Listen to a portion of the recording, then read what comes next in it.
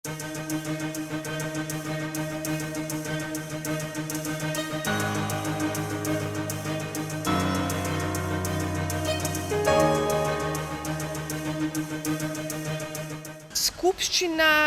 je bila izpeljana korektno, moram povedati.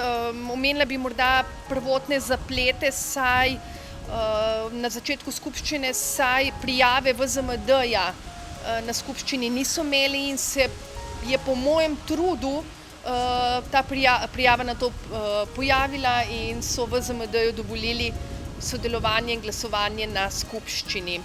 Največ časa se je morda namenilo razpravi glede propada Telekoma v arbitražni zadevi Planet TV, kjer je predsednik uprave kar na široko povzel dogajanje.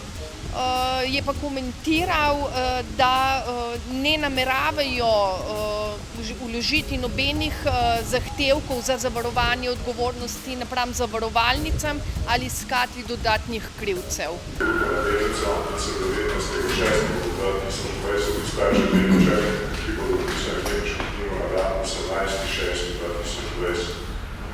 Preostali del bilančnega dobička v višini 4.142.633,48 evra ostane nerazporejen. Potem pa imamo 4.6. nasprotni predlog Slovenskega državnega holdinga,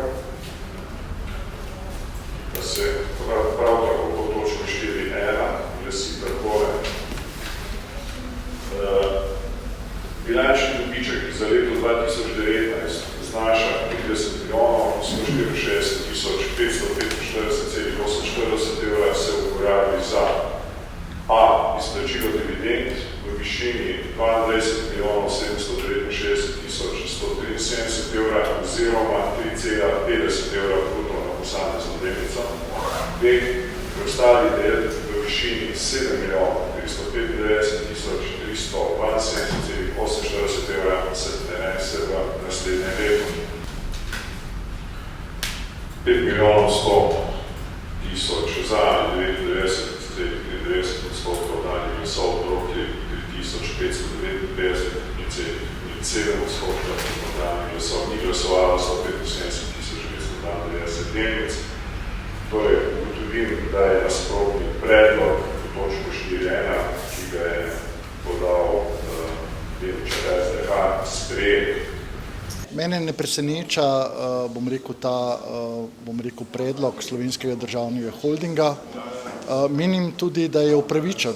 Ne smemo pozabiti, da v bilancah Telekoma Slovenije imamo tudi statutarne rezerve in v letnem poročilu na strani 177 je razkrito, da te statutarne rezerve za enkratne dogodke, kot je COVID-19 in podobne, znašajo 54 milijonov. In glede na to, da je gospod predsednik uprave, gospod Celjak, rekel, da bo ta COVID kriza vplivala le 3% na EBITDA, je to znatno pod temi in mislim, da je sklep, ki ga je predlagal Slovenski državni holding, pravilen. Mislim, da bodo delničarji zadovoljni ali pa vsaj delno zadovoljni, glede na dejstvo, da je bil prvotni predlog uprave in nadzornega sveta, da se letos dobiček sploh ne deli, da ostane nerazporejen.